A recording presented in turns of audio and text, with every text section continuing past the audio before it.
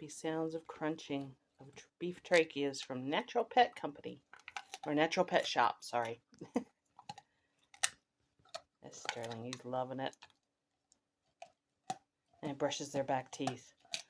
Better than any actual toothbrushing, and they enjoy it.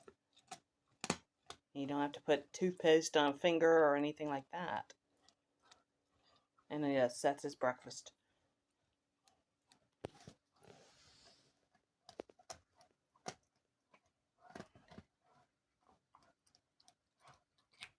And she's in the hallway, so kind of hard to get her.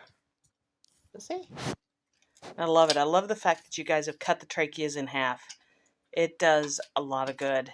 It makes it easier, makes them last longer as far as daily giving. But that's the way they brush their teeth.